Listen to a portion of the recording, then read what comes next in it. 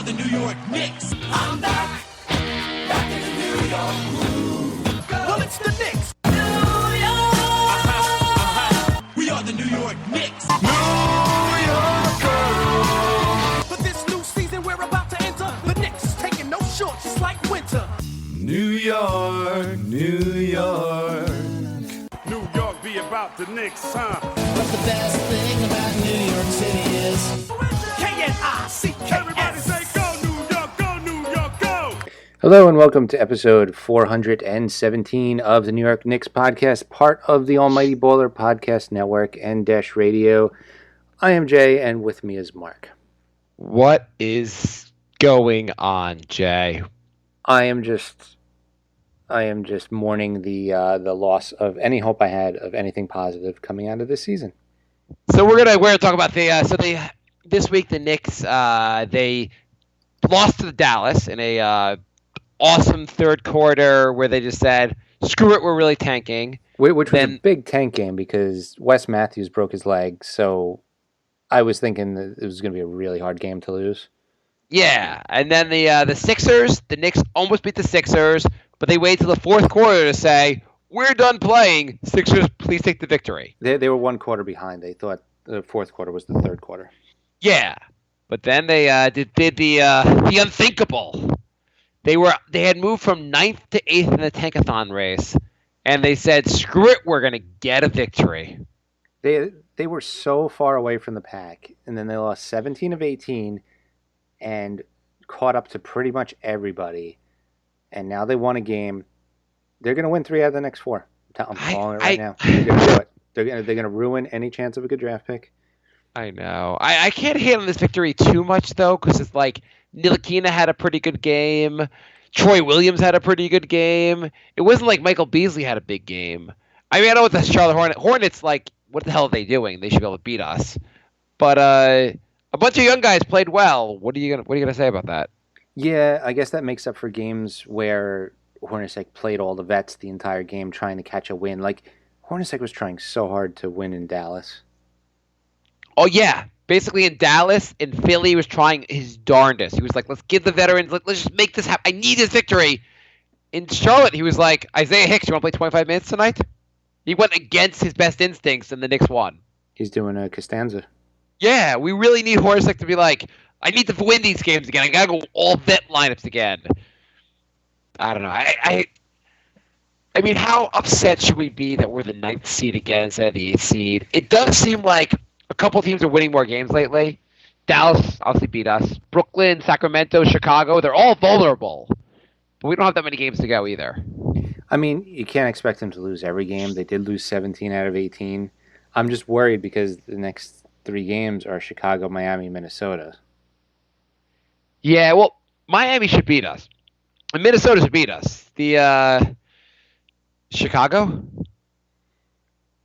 You say it's Chicago next, right? Yeah, it's home against Chicago. We're playing for the 8th seed, basically. Yeah. In like the weird way of like trying to like throw the game for the 8th seed. Yeah, exactly. So, yeah, that's bad. Miami's in a tailspin, and Minnesota's without Butler. Then we're playing Washington without Wall, and then Charlotte again. Philly we almost beat, and then Detroit, and then Orlando. I mean, this is bad. I mean, the Knicks can actually go on a run and just ruin everything. It's already pretty bad at the 9th seed. Yeah. Hey, what do you think about Trae Young? People are saying that he could fall to the 9th seed. Oh, good. You're not a fan? I don't know much. I hear like he could be the next Curry, and then somebody else is like he could be the next Fredette, and I'm like, oh, good. We waited a whole year to get a guy who might be good or might be playing in China. Yeah, I mean, they say his court vision's great. They say he can really score. He can shoot from the outside. His defense is lacking, to say the least, which is not obviously the quality you're looking for. No, I don't know. He's one of the most exciting players in college basketball, though. Okay. So anyway, Trae Young's gonna be on the Knicks next year. So just calling it now. Can we just do 10 minutes on, like, next season? We'll just spend 10 minutes on whichever team drafts Doncic. Just so we have, like, 10 minutes of positivity every episode. he's according to the latest on at least you go to Tankathon, their latest mock draft don't even have Doncic as number 1 pick. No, he's not number 9, is he? No, he's not number 9. I mean, there is a lottery process, so we could move up. Right now, they have Ayton, who people think pretty highly of as number 1. Doncic is number 2. A lot of guys think they have Young at number 6, and they have us taking Mikal Bridges, which a lot of people are talking about Bridges with the Knicks also. He's a small forward. I don't know much about Bridges. Do you know much about any of these guys? I mean, we better freaking learn. Yeah, I think it's time where you have to start doing some research because these games aren't much to talk about. No, there's nothing. I mean, what are you going to like? Let's discuss Dallas. God, I will discuss that. I think my tolerance with Moutier has run its course. Yeah, I mean, I guess he played okay defense last night, but he's here next year, and I know he's going to play. I don't know how he cemented the starting job. Like, what has he done where you're like, oh, this guy should be our starter? I have no idea. There's nothing like Trey Burke should be like, listen, I may not be a world beater, but like, come on, I'm better than Moutier. Seriously. I mean, Moutier, I get the idea, like, prototypically he has some, like, he's got length, and you think he's supposed to be able to do a lot of things, but he's a terrible shooter, cannot finish at the rim. His defense is atrocious. He's not the answer. I mean, I'd like him to be the answer, but Here's something else that really confused me. So against Philly, Ntilikina only played 13 minutes, and Hornacek said it was because of the matchup with Simmons, and he's worried about who he matches up Ntilikina with. Why? Which in a isolated sentence, okay, that makes sense. But then he's not worried who he matches Moutier up with, who can't cover anybody. So, like, why are you worried about a guy who plays good defense being matched up against somebody, and then you just let a guy who's, by real plus minus, Moutier is second worst in the entire NBA, and you're like, oh, I don't care who he covers. I mean, in what world does that make sense? It is kind of crazy. Like, he starts a lineup of Cantor, Moutier, and Beasley. His lineup makes defensive metrics just go light on fire. You left Hardaway out of that. Hardaway's not that bad on defense. He is not as with this starting lineup, if Hardaway and Lee's the best of them, Hardaway's not that horrible on defense. You really think he's that horrible? He's not good. He's fine. He's maybe a little bit below average. He's not horrible. He's not Beasley, Cantor, and Moutier. No, those guys are atrocious. I'm just saying, I wouldn't call him a plus defender. So there's 4 minus defenders in the starting lineup. I mean, it's just a joke that you would think if anything, you'd be like, okay, we have Beasley out there, so we have to put everyone else who's good on defense because we want to really cover up for his mistakes. Or you're like, or Cantor, you have to cover up mistakes. Instead, you're like, who can we pair with Cantor that won't even bother with defense? And then he's legitimately confused why they can't win a game. I still think Moutier, the only purpose of him being here is like some scared straight program for Ntilikina, so make sure Ntilikina works hard this summer. Or maybe it was just the stealthiest tank move ever. It really, but it does seem like he's like his description of what he was coming out of the draft was kind of the description you got with Ntilikina, and he was supposed to be good on defense. Ntilikina actually is good on defense. Moutier is, I don't know why they thought he was good on defense. We should also mention Ntilikina got a career-high 15 points against the Hornets, which means he's guaranteed to play no more than 10 minutes next game. Do you think the Knicks would win the NCAA tournament? Yes. Single game elimination, where they could beat you could lose it any night. If you look at this team, like Moutier, if you put him in college, is he an all-star in college? I don't know, but NBA is so much better than college. I was thinking even a scrub team like this would beat a college team. But usually in the theory that everyone on an NBA team would be like an all-pro in college. But this team, I don't know about that. I mean, like, Timmy Hardaway obviously would be a very good scorer in college. Beasley would be a very good scorer. Cantor still would play no lick of defense even in college ball. Moutier, I don't know if he's a world beater in college right now. I don't know if he would look that amazing in college either. Ntilikina's offense would still look not that great in college. No, the Knicks would win. I wonder if they'd pull it off. I'd love to see the experiment. Like whoever wins the NCAA tournament, like have them play the Knicks one night and just see how it goes. I don't know. This team plays such little defense that I feel like there's a chance. Like if they don't have like they got like guys like Isaiah Hicks. Isaiah Hicks wasn't exactly an amazing college player. No. I mean, this is another team where half the guys on the roster might be out of the NBA next season. I mean, do you think the Knicks play such good defense that they could shut down a college team?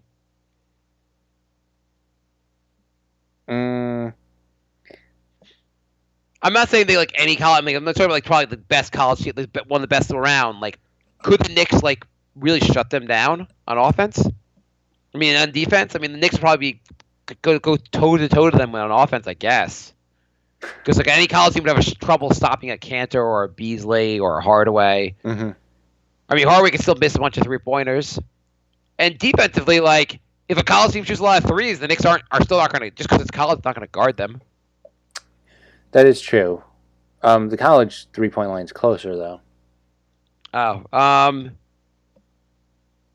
Still, the Knicks are basically not guard people shooting like closer. Well, I'm just saying the college players might shoot worse with the farther 3-point line. Oh, okay. I was gonna say if we use the college 3-point line, maybe the Knicks would accidentally shoot more 3-pointers because like Michael Beasley would be like, I'm going for my patented 21-foot 2-pointer. Oh crap! I'm behind the line. I don't think it's a given that this team would rock any college team because I think your talent level isn't that much better than a top college team. Well, that's depressing. I mean, you have like college-wise, like Michael Beasley would go to college and like, in theory, he would dominate, right? Yeah. Timmy Hardaway, you would think like it'd be tough to stop him getting to the basket. He'd probably be pretty good in college, right? Yeah, and I would say the same for Cantor and Lee. I mean, you have enough. Even Jack would probably kill most other college point guards. Like, I think they have on defense though. Do you think they could stop anyone on defense? I think they would do good enough because the players aren't as good on offense in college. So I think they would do good enough. Okay. So there you have it. The Knicks could win the NCAA tournament, guys. Let's get a parade. Do you want to go to our call? Let's. Yeah, sure. Why not? On that note, right? Yeah, whatever. All right. We are joined by Eric. How you doing, Eric? Good, Jay. How you doing? I am doing as good as I can be in the darkest of times. How did you become a Knicks fan?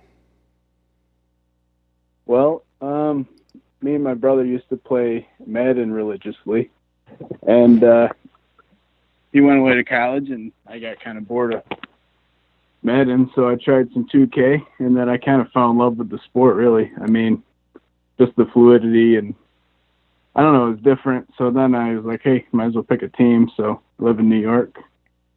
What year was this? What's that? What year was that? Oh, it was like the mid-2000s. Oof. Like right before I went to college. So, yeah, I mean, I knew they were basically, it was a pretty much, I don't know. I don't know what I was thinking really, but. So you were like, the team's bad now, but I'll buy in low, and how long could this terribleness last? Right? Like, I don't know. I figured with the draft, we'd get some help at some point, and then I didn't realize every other year we didn't have a draft pick. So yeah, and then we traded 3 draft picks for Bargnani, and you're like, well, great. Yeah, I don't know. I feel like the future's pretty bright. Yeah. So you looking forward to this draft? Oh, yeah. I especially at the top 10 picks. Like, I feel like you can see a scenario where all of those guys can kind of fit with Porzingis and Ntilikina. Even like the point guards like Trae Young, he's a little different than Ntilikina. Like, even though I want to see Frank be our main point guard going forward, he just has a little bit different play style, I guess. I like his shooting ability, even though he doesn't shoot great from beyond the arc, but I don't know, he just has more. He seems more comfortable driving to the basket, and I don't watch a ton of college hoops until like it's the draft time. So basically, from what I've seen on highlights, he looks pretty fluid there. And a lot of the big men in this draft. There's like 3 unicorn-like big men in this draft that, if you pair one of them with KP, it could be pretty dynamic going forward. But there's really not the Bridges, both of the Bridges. Like I like McCall. He's got that 3-and-D look to him, and I don't know. It'd be cool if we won the whole thing and got Doncic, but. Well, you're taking me a little bit off the ledge. I got 1 foot off the ledge now. That I was really having a mini meltdown when they won against Charlotte because I wanted them to move up in the tank standings so bad. Yeah, I don't know. Things. I mean, you can only control what you can control. Like, I feel like KP's that kind of player that makes your team a little bit too good to tank until we lost him.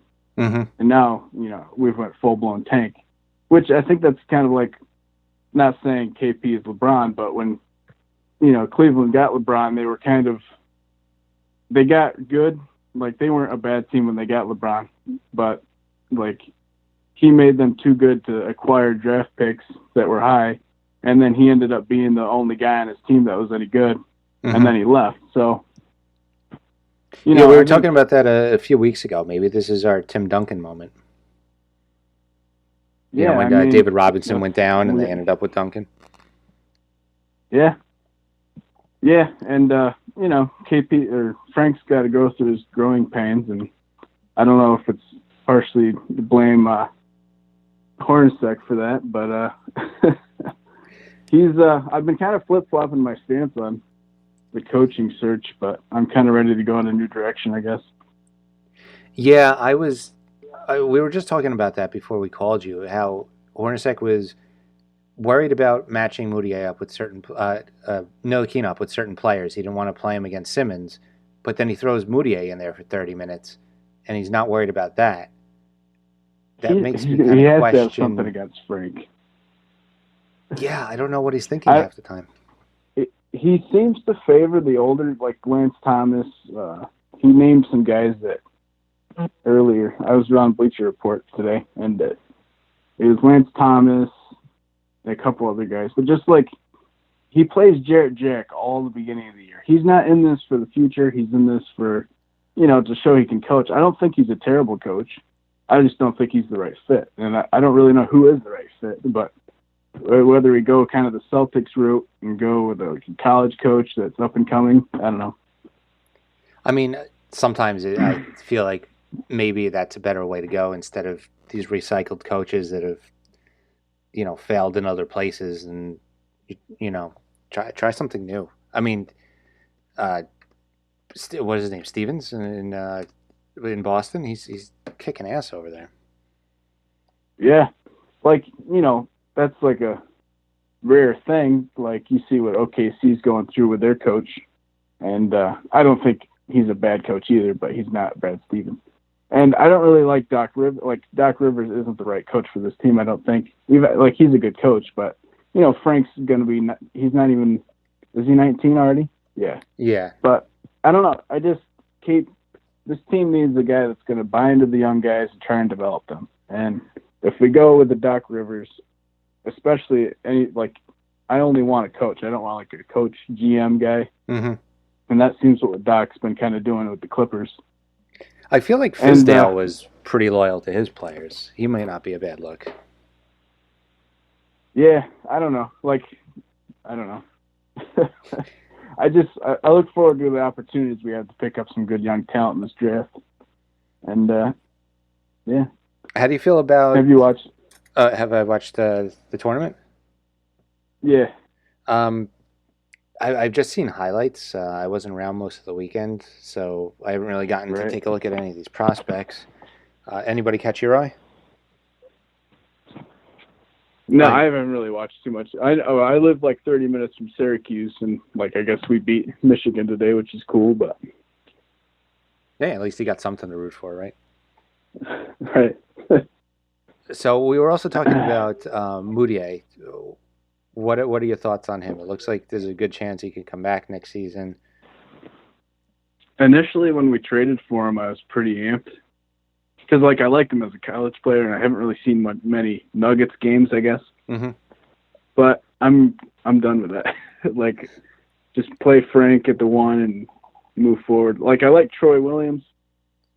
You know, I'd like to see Frank, Timmy, and then Troy Williams. You know, like I just want to see Frank get pushed into that distributor role and make him, go through the ups and downs.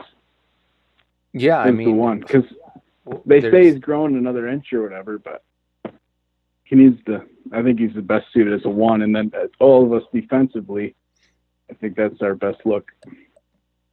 Yeah, I don't see the point in not doing that right now. It's not like there's anything to lose. Like, what if Ntilikina plays 40 minutes and he sucks?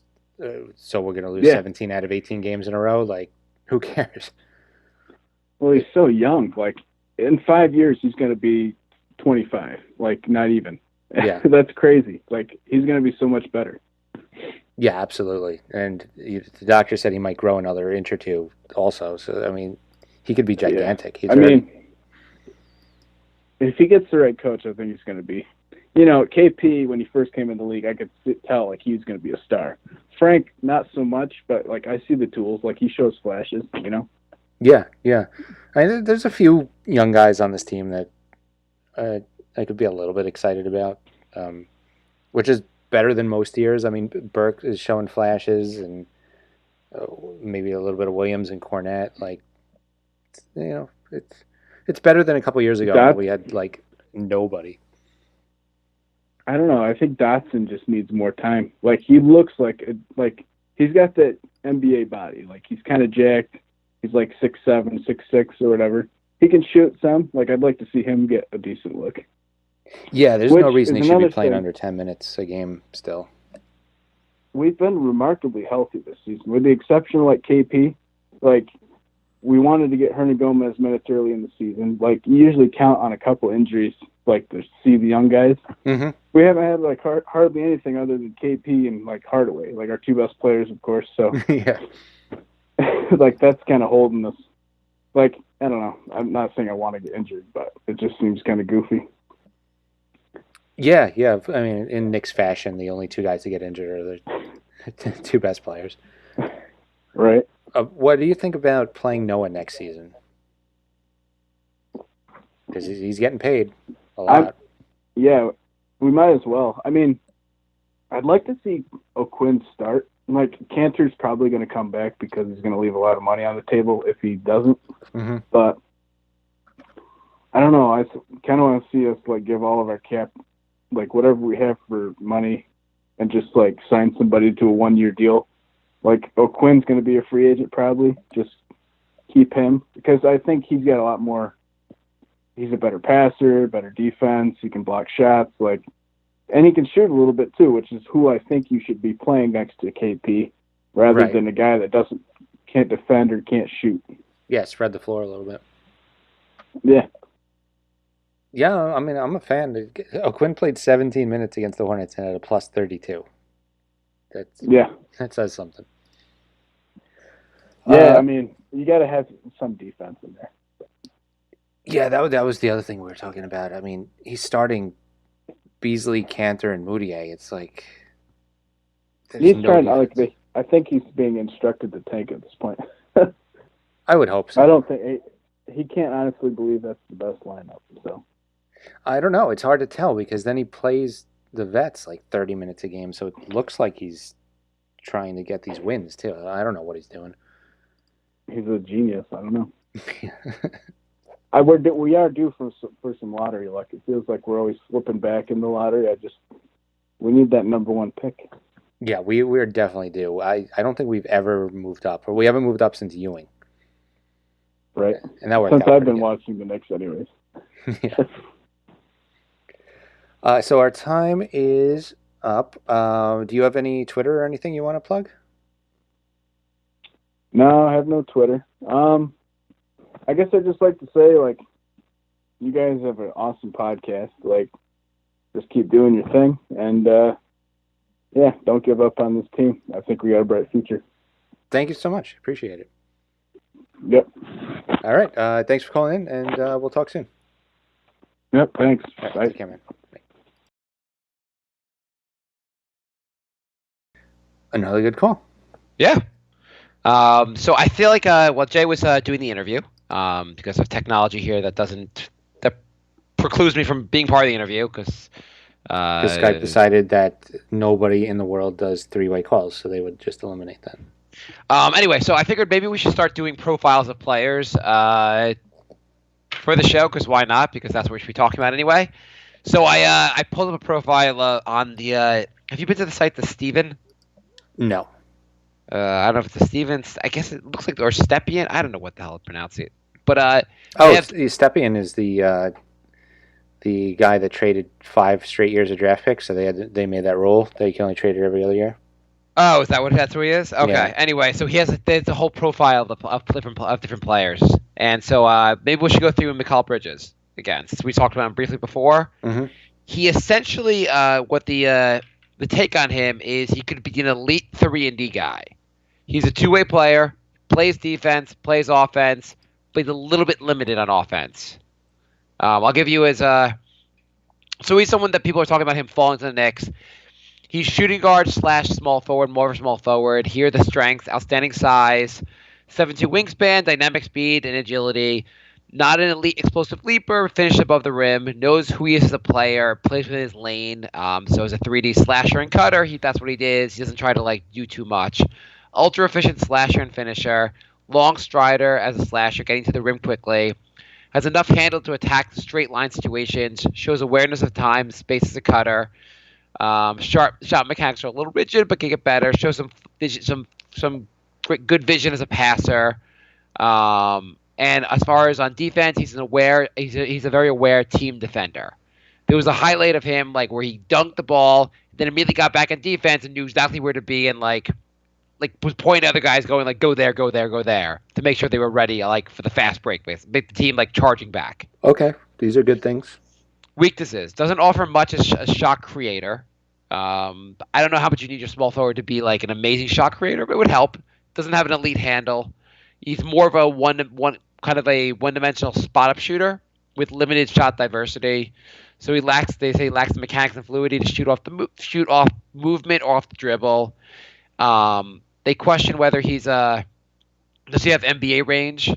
Likely not going to shoot off screens, and is too raw to pull up. Needs to be able to knock down a corner 3. Can get a bit deeper in the headlights when tasked with creation. More of a wiry build than a wider, compact built frame. Bottom line, Bridges profiles is a potentially elite 3-and-D wing, role player at the next level, possessing in addition to a workable spot up 3, plus defense, sound cutting, finishing ability to pair with solid on the court awareness. Ideally plays next to high usage creators. Bridges can be a game-changing connecting piece. So what do you think of that profile? Let's assume he would be a very, very good 3-and-D guy, not an all-star level talent. Okay, so he's like Wes Matthews. I guess. Is Wes Matthews a pretty good defender? Yeah. Okay. Yeah, and then what do you think? It's a good piece to have. I mean, if you're gonna get a 9th pick, to have a solid starter, that's all you can ask for, really. I mean, if you have Bridges, KP, Hardaway, Ntilikina. Hardaway, Ntilikina. 2019 draft pick. I mean, center, you really need a better center going along with this. I don't think you can put out Cantor out there. Maybe Kylo Quinn, I guess. Or just a better center out there. But it's still we're going. I mean, it's moving forward with that a little bit. That's not so bad. I mean, we don't play a lot of defense. We need better defenders. I don't mind his profile. I think it's pretty decent. Yeah, that's not bad. I'm getting further and further off the ledge as this show goes. Yeah, the Trae Young also. I was reading the Trae Young. I'm not going to get too much into him. We could do a player each week, I guess. Yeah, that sounds good. But the Trae Young one was they're saying because of how much basically his usage in the offense is absurd. Basically 40%, some ridiculous amount of percentage. Basically, it's him shooting the ball or passing the ball to the guy shooting. In a more normal, more balanced offense, that he's basically they think on defense, he doesn't give as much effort on defense because he's just killing himself on offense, and so maybe he's not not that he's not capable. He's just on a shit team, basically, where he's carried such a load on offense that he doesn't put the effort on defense. Maybe he should, but it doesn't mean he's incapable. Mm-hmm. And he's an elite shooter. They think he has NBA range. He has an elite best handle of the draft.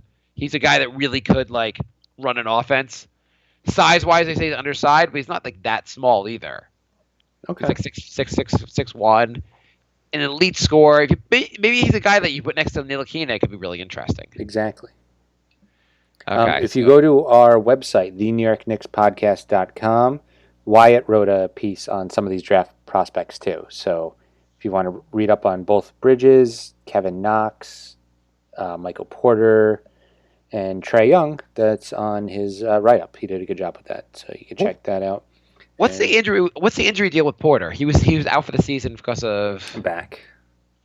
Yeah, that worries me. They still have him going high in the draft, but like back's not something that like gets better.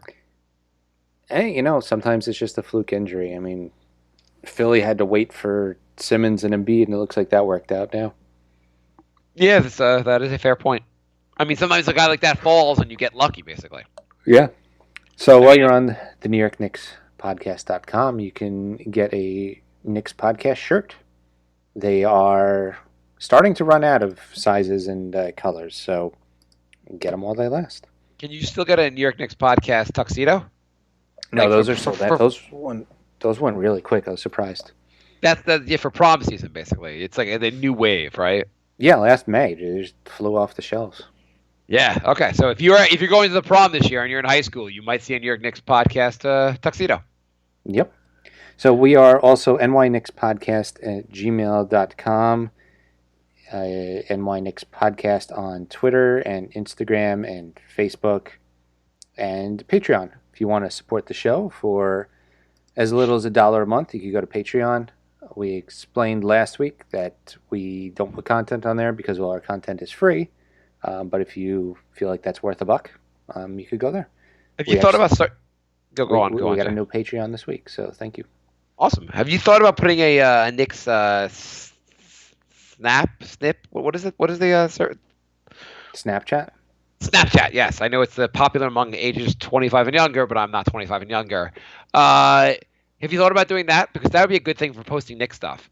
Because that way, like, you can post, like, each day you could post the word hope and have it disappear.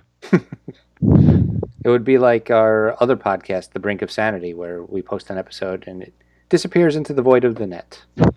disappears into ether.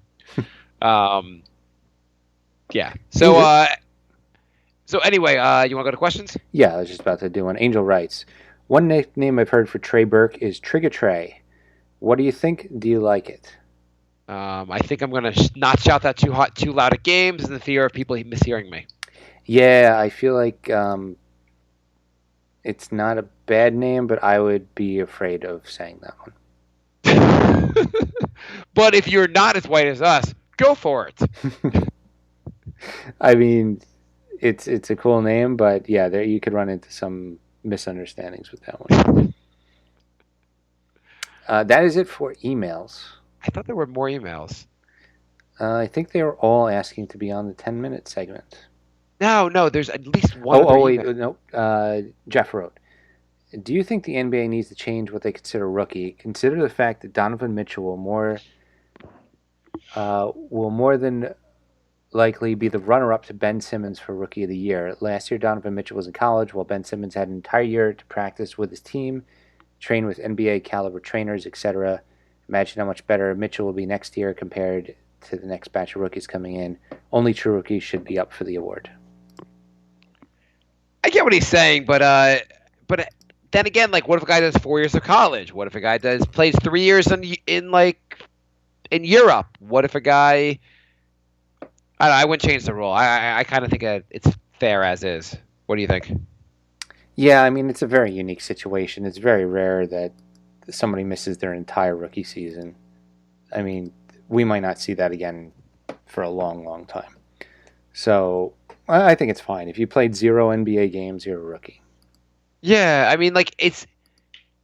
I get the point, but, we're talking about I don't think they need to change anything for a very uncommon situation. Yeah, it's also, I mean, like, on the flip side of it, Simmons basically spent a year where he did not get to play really like in competitive games. Right. And that's got to hurt you also. I mean, that's a downside to like be able to like get back in after not really playing competitive in a year. Yeah, his condition could have been way off, and his I'm sure shot could have been off. Yeah. Yeah, I mean, clearly you play practice and like you scrimmage, but it's not the same thing as being in like games, basically. Yeah. So, Simmons has the rookie of the year, right? He's averaging like something like 27-7. It's like 27-7. 27. He's averaging 16, almost 8 and 8. Yeah, I mean that's insane. It is kind of like do you feel bad for Donovan Mitchell because he's having a freaking great year. Yeah, but Simmons is also better on defense. Mitchell's not bad at defense. No, but Simmons is much better. Yeah, either way, Mitchell's having a great year. They're easily 1-2. What's his name is really fallen. Tatum's fallen back a little bit. Yeah. But what a freaking year Donovan Mitchell's having. I mean, like, how amazing it would be if the Knicks had drafted him. Whatever you want to say about Ntilikina, Mitchell would just be like, you would be so much happier right now if the Knicks had drafted Donovan Mitchell. Yeah. I'm not too upset about Smith, though. None of the guys that we thought they were going to go, like, Mitchell didn't seem like the guy that they was that serious about the Knicks taking in there. But, like, Smith does not seem like a guy you're worried about missing out on. Malik Monk barely plays anymore. I was just about to say, can we all just be glad that we didn't draft Malik Monk? Yeah. I don't know about the guys that were like right above him that we missed out on. Yeah, no, we're fine. Yeah, but it's not so bad. Yeah. Hopefully Ntilikina. Ntilikina had an awesome game. Had hit some shots against the Hornets. Do you think he's in? I mean, I freaking hate that like Hornets didn't play him that much the other night, but against Philly. But do you see the improvement? Yeah, I mean it's it's slow, but it's steady. It's fine. Yeah. Do you think he'll make a big jump this? So you take in everything from the season, then you spend all summer really working on this stuff. Do you think we'll see a big jump going for next season? I don't know if we'll see a huge jump, but I'm definitely expecting a jump. I would assume the big jump would be his shooting. Mm-hmm. I would assume he'd be really working hard on a shot, and his shot would just be better going next season.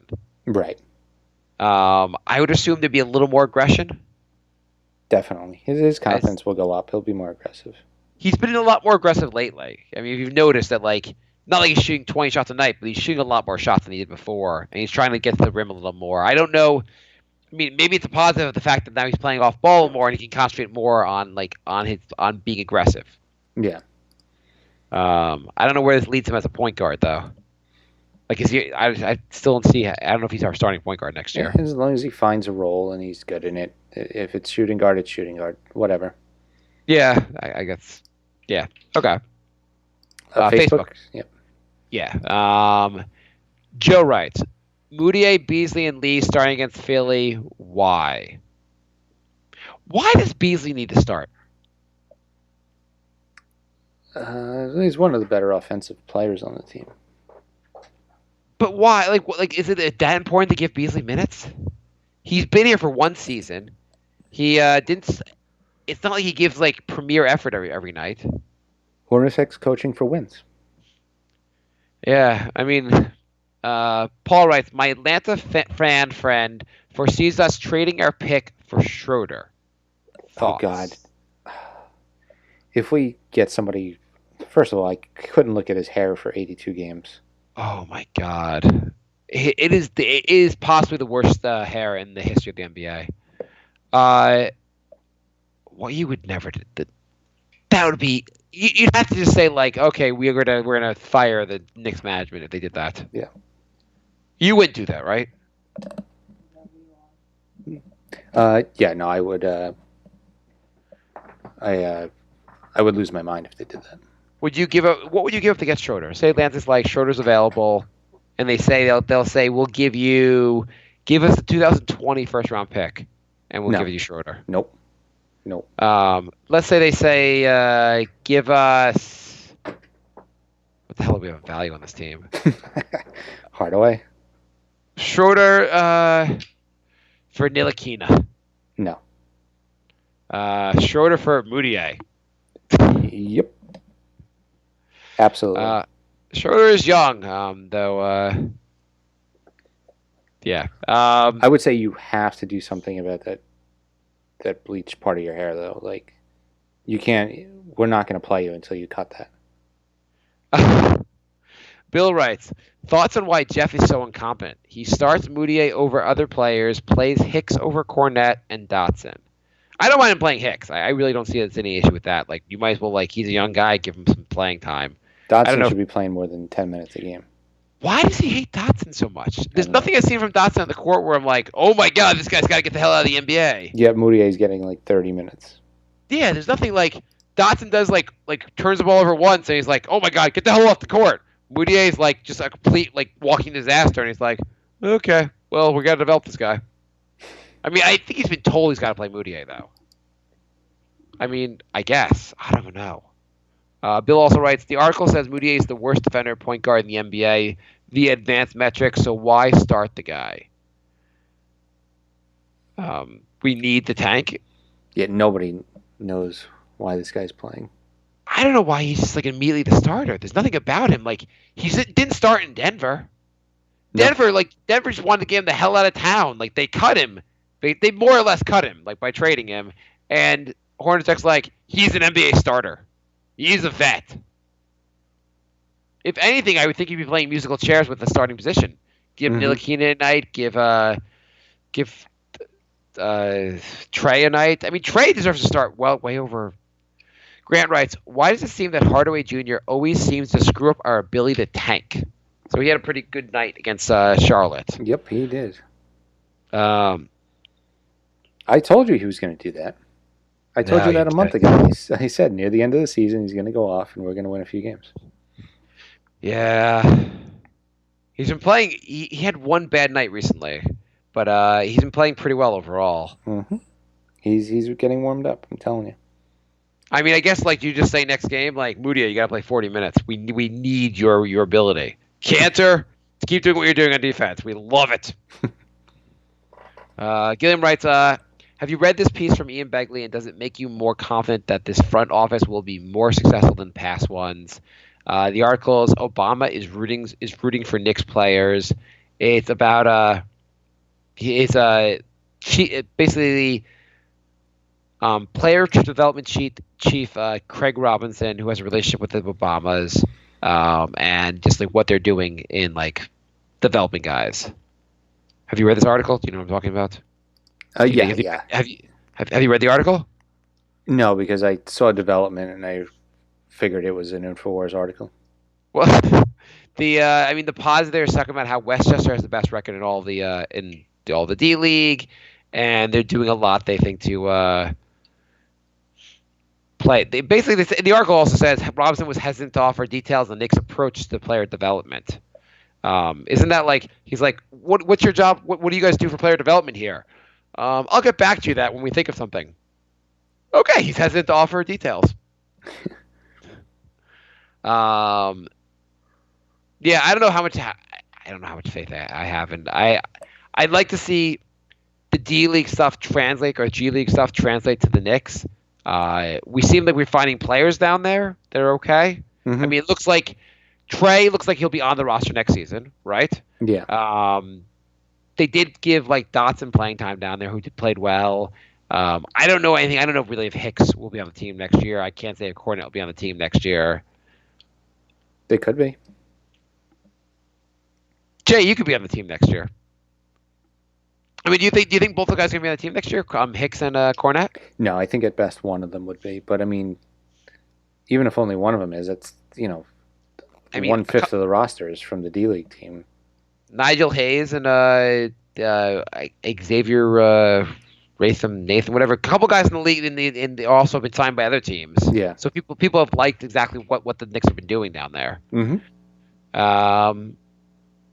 Yeah, sure. Anything that's positive gives me a little bit of hope, right, Jay? A little bit, yes. Dow writes, why can't we just be normal, the Knicks? Sasha writes, who would you choose for the draft? Here are my top 3. Doncic, Bridges, Jaren Jackson. So, but the only problem with this is only Bridges seems like he has a shot at falling to the Knicks. Yeah. Unless the Knicks obviously move up. Don, you know what? You're big into Doncic, right? Yeah. Obviously. Do you want to hear Doncic's profile? Sure. Because it wasn't as in fairness, they have Doncic as being their number one player in the overall draft. Mm-hmm. So it's not like they're not like big into the guy, and they say things like strength, pick and roll wizardry, advanced handle at 6'9", great in grab and go situations where you can use his handle and court vision, mature physical frame, 18 years old, able to fight down with grown men, very good rebounder on both ends, smart and disciplined, team defender. I mean, everything sounds great. Confident shooter. When wizardry is used, that's usually a good sign. Potential as a poster player. Okay, weaknesses. Limited athletically. Doesn't blow by guys on perimeter or rise above the opponents to the rim. So, like, he doesn't look like...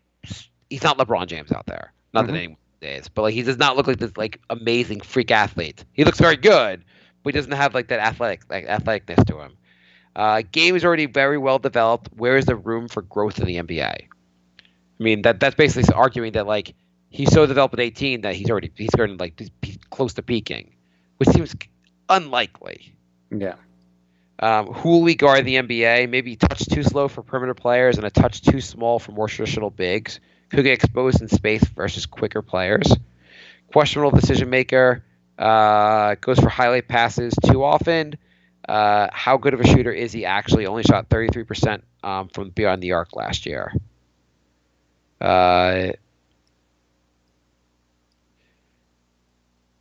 sure he's going to be really good, though. It's just basically the whole thing is like, are we overrating what he's doing? I'd still take him. Of course, you take him. I would take him too. It was just so weird. The Knicks gets a top 3 pick in the draft. I know. I mean, the show would get so much more fun. Also, just talking about the guys leading up to the draft. I would love Doncic. I think Ayton would be freaking awesome to have next to KP. I don't know as much about Jaren Jackson. Yeah, I don't know much about him yet either. Anyway,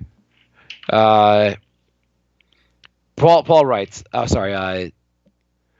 Brandon writes. Why are you still doing the podcast? LOL. Just do the draft lotto talk. we did a little more of it today. Yeah, a little bit.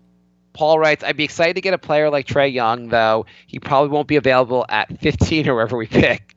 Still don't think we have the answer at point guard. Do you think it's more important to draft a wing player? The only times we've looked good, it's been because of good point guard play. When was that? Maybe it means this season? I don't really know.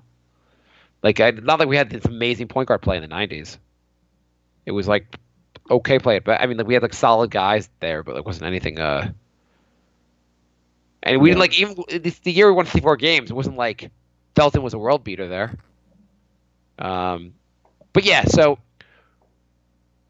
what's the most important? Like, is it so important we get a wing player? Is it so important that we get a point guard? Like, are you like up? We have holes everywhere. Best player available. Yeah. I mean, what's the best player available plays the same position as KP? That would be such a Knicks thing to happen. You figure it out. I mean, I feel like KP could play the 4 or the 5, so... Yeah, I agree with that. You get a guy that's a good rim protector next to him and a good rebounder, I think it would work very well. Yeah.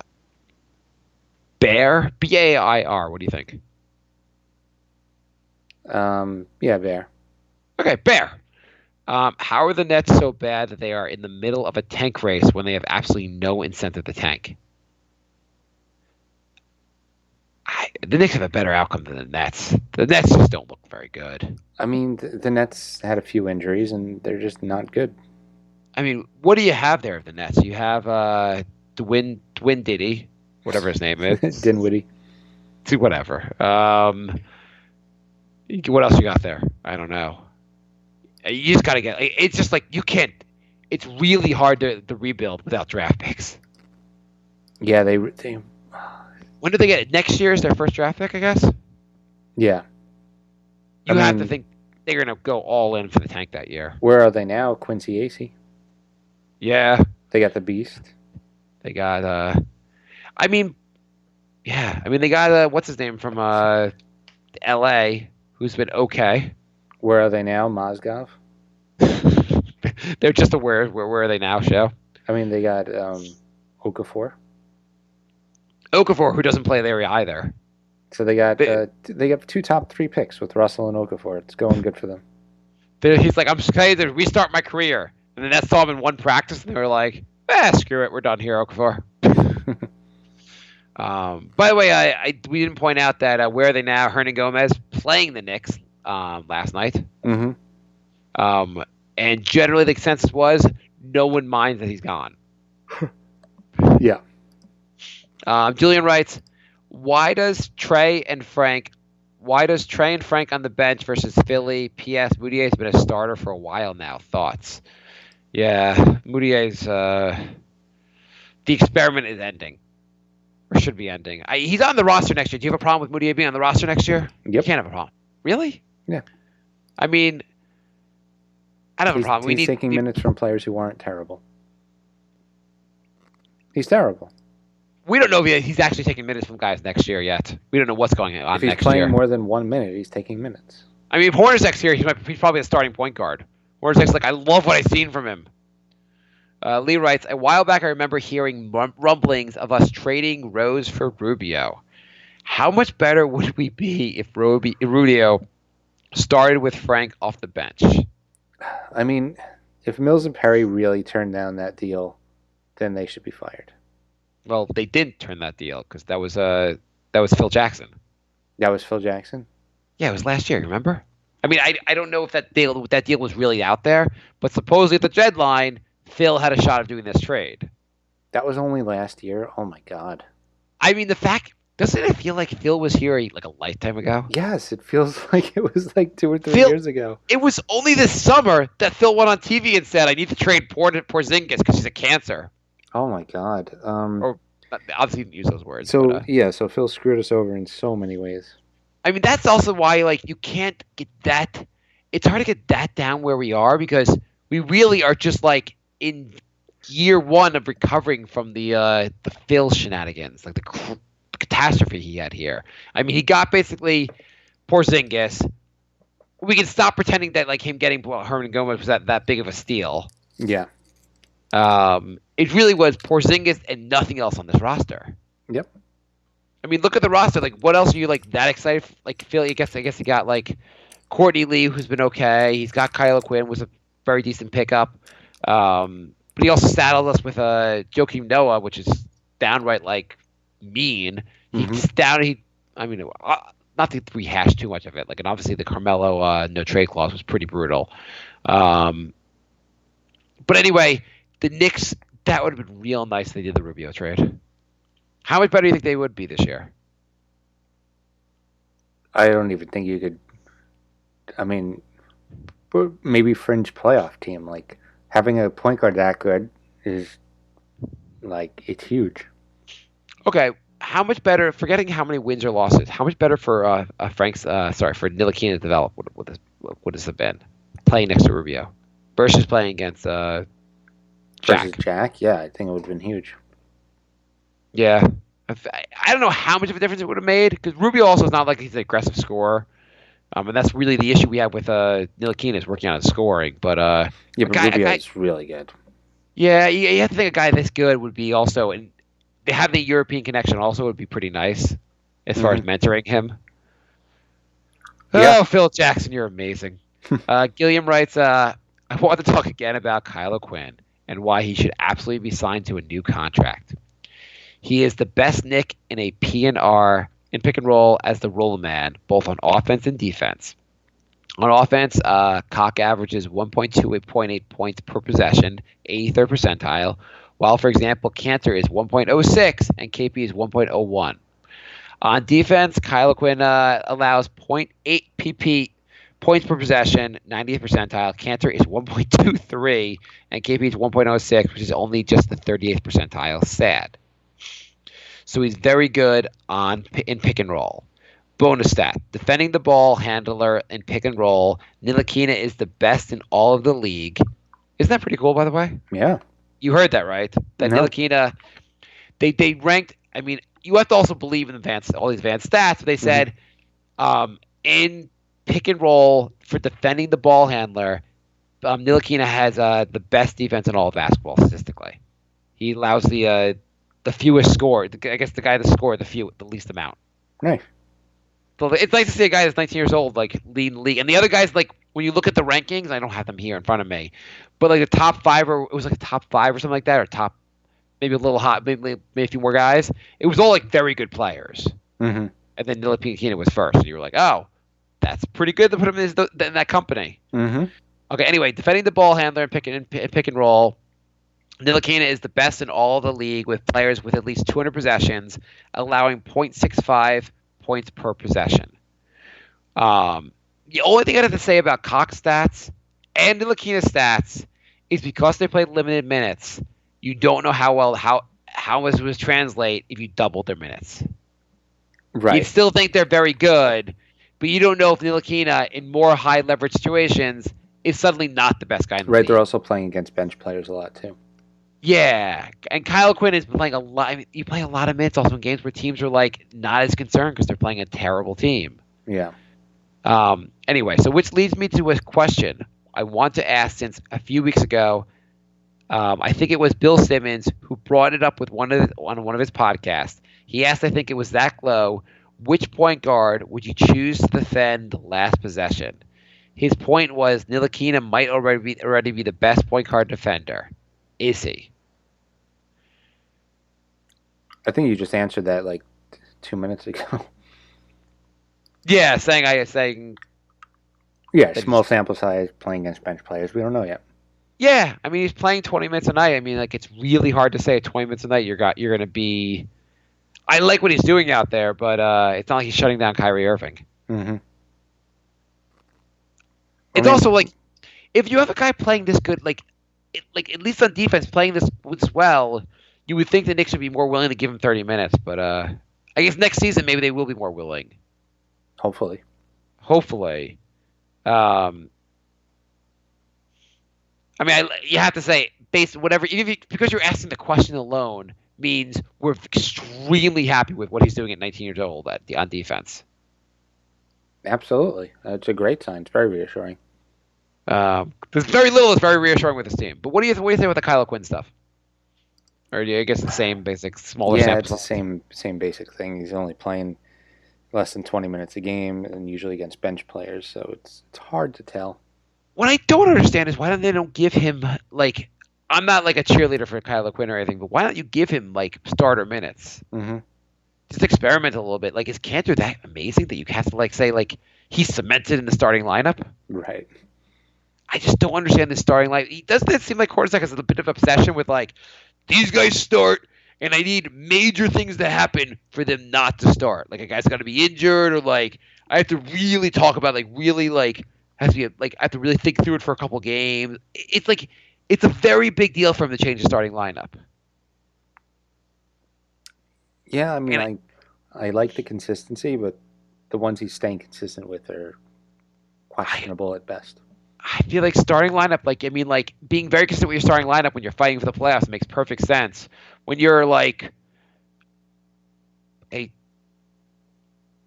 you are the Knicks, basically, when you are basically like garbage on fire, like there's no reason you can't like change the starting lineup a little more often. Yeah, no reason you can't say, Kyle Quinn, you're going to play 30 minutes tonight. Let's just see how it goes. I mean, I think you don't. You should be more likely to change the roster when you lose like 9 games in a row. Like, obviously, the roster you're going with isn't working. I mean, you could just say, like, hey, Cantor, tonight we're going to play you 35 minutes, and we're going to play Kyle Quinn 35 minutes tomorrow night. We want to play a little competition, see how you guys play with like in bigger minutes. Yeah, try something out. Hey, we're losing every night, so try anything different. Well, I mean, based on our third quarters, he obviously doesn't make many adjustments. Yeah. Maybe he doesn't know you're allowed to. Like, tell us more about your third quarter adjustments. And he's like, shh, the NBA might think I'm going to cheat. Let's not talk about this. What else you got, Jay? The show should be, I don't have much more to talk about. No, let's do around an hour-long show today. Let's end with one question to you. What's my last question to you for the show, Jay? Oh, yes. What do you think of Troy Williams? Is there any hope this guy's like a solid bench piece? What do you liked him? I'm happy so far. I mean, he's shown some flashes. I don't think he's going to be a world beater, but he could be a solid like 10, 15 minute a night guy. I want to re-up him for next season already. Like I want like I'm very convinced he should be on the roster next season. I like a lot what I've seen from him. Yeah. Not a starter, but like he could be a very solid role player. Well, I mean, I think it's cool that the Knicks are actually finding some role players because, yeah, we need starters, but you also need role players, as evidenced by some teams we've seen from the Wizards where they had a kick-ass starting lineup, but their bench was so bad they would lose a bunch of games. So basically, any piece we can fill, because going into the season we had about 13 pieces to fill. So if we found 2 or 3 of them this season, it's something to build on. Yeah, you probably want at least 5 guys on the bench who you really think will have a solid role in this team. Yeah. So if you fill one of the slots, it's a pretty big deal. I would say, I'd be pretty happy with that. I mean, it'd be nice next year not to see like 9 new guys in this team. Yeah, exactly. I mean, I still think we're going to see about 6 or 7, but hard to beat 6 or 7. But like, at least if you what's the roster? 15 guys. Yeah. If 9 guys here are back next season, it's not so bad. It's probably a positive. I think you might have high hopes on that, but we'll see. Yeah. All right, so we'll be back. Oh, what did we learn today, Jay? We learned that we're capable of some positive episodes. I think this is our most positive episode in a long time. I mean, I'm glad we didn't like spend too much time like going too crazy over the win last night. Yeah. I mean, not in a positive. I mean, like we didn't get too much. That could have been a ledge moment. Like we screwed up. We blew the tank. But 8th, 9th seed. We're still in the mix. There'll be 4 games between this episode and next episode. If the Knicks win 3 of those, you might see a ledge episode. Oh my God, that'll be a freaking horror show of an episode. Okay. All right. Thanks for listening, everybody. We'll be back next week. Happy trails to Bye, love. Goodbye, everybody. Goodbye.